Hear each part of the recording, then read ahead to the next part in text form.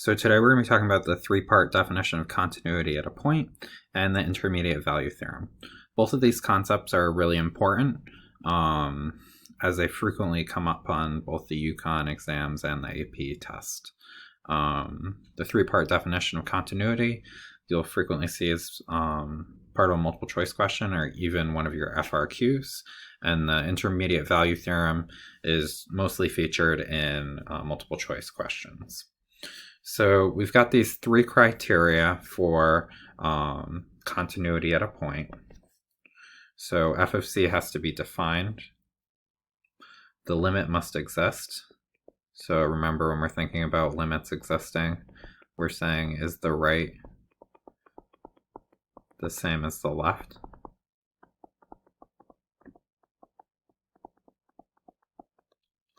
All right. And then the last one says that the limit must be the same as f of c. So this number 3 is basically saying 1 must equal 2. If any of these conditions are not satisfied, then the function is not continuous at that point. This gives you an example of each of the criteria not being met. So this would be the first criteria is not met, f is not defined at c, because notice there's no value there. So f of c is not defined.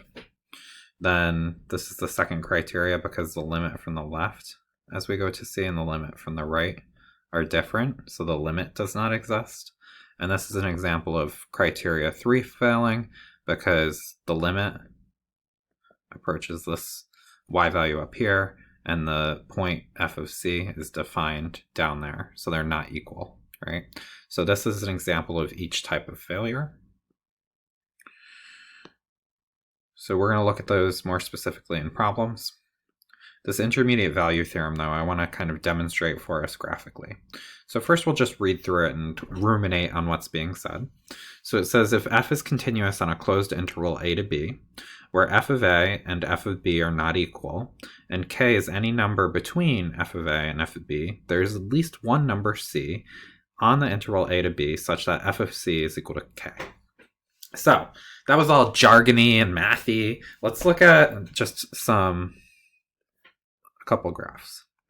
So we've got some interval from a to b, and it says those points aren't equal. So we've got some f of a and some f of b. So I wish I could easily just duplicate this. Please hold. We've met our criteria where we have f of a and f of b not being equal to each other. Now it says it has to be continuous on that interval. So that means that we have to connect those dots. Whoopsie. That we have to connect those dots, right? And it's defined at all the points in between.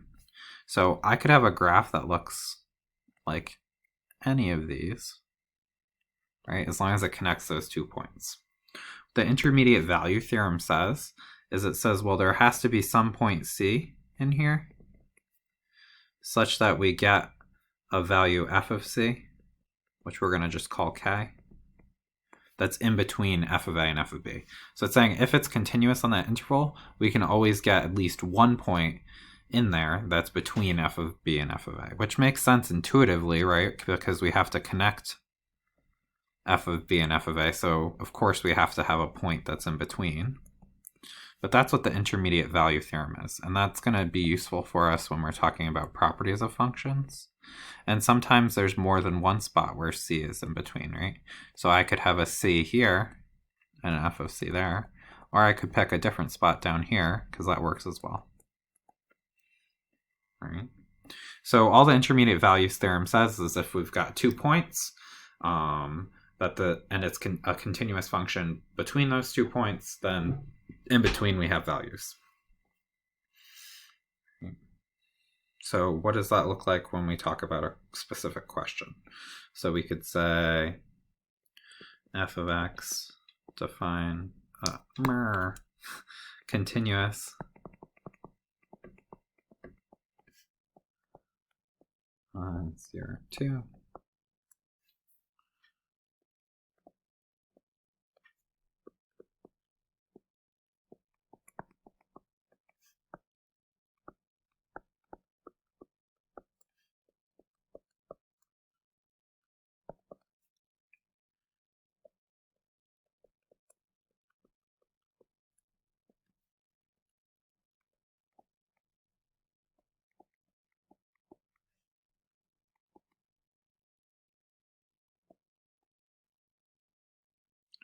I should say must.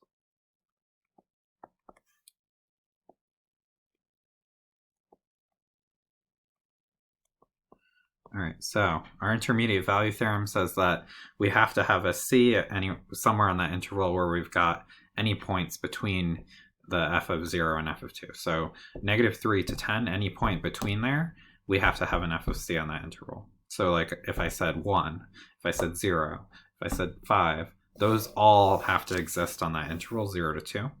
But 13, does that have to be there? No.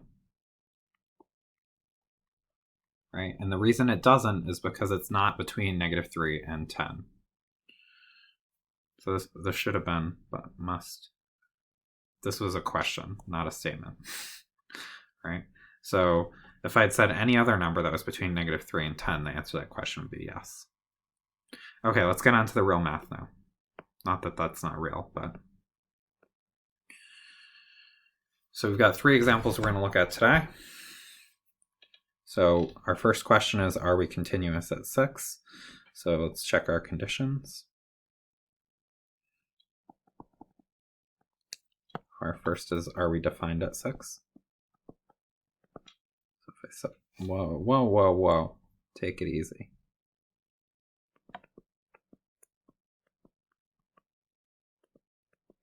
When you do that, you're going to get 0 over 0.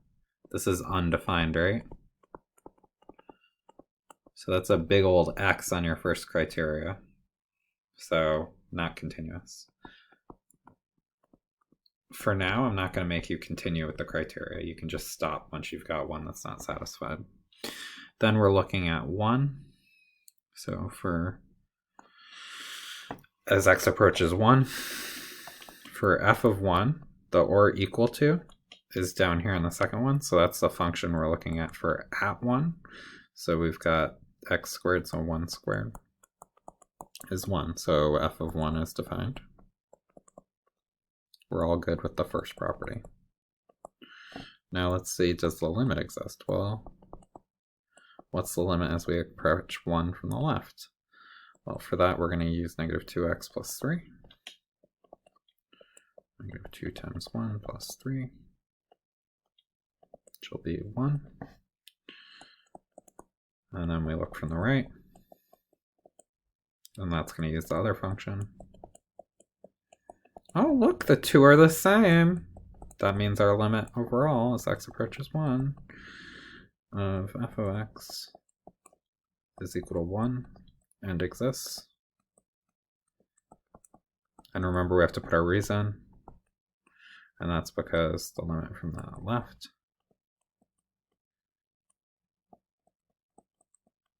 is equal to the limit from the right.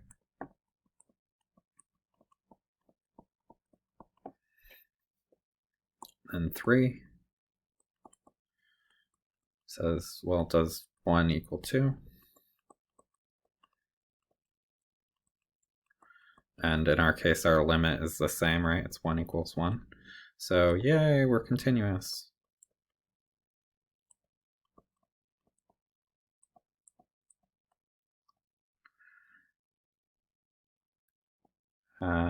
X equal to 1.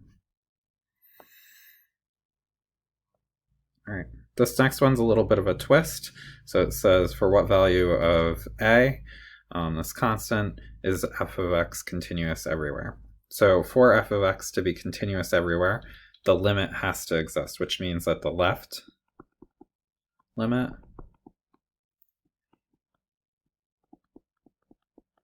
which in this case would be using the 3x squared, has to equal the right limit, which in this case would be ax minus 4. So this has to be true in order for it to be continuous. So in order for that to be true, well, when we put in 1, they have to be equal to each other. We don't know what a is, but we do know that we're looking at as we approach 1, so we can substitute in. Solve for a. Get a equals 7. All right. So go ahead and try the we do problems, and then watch that video to check your answer.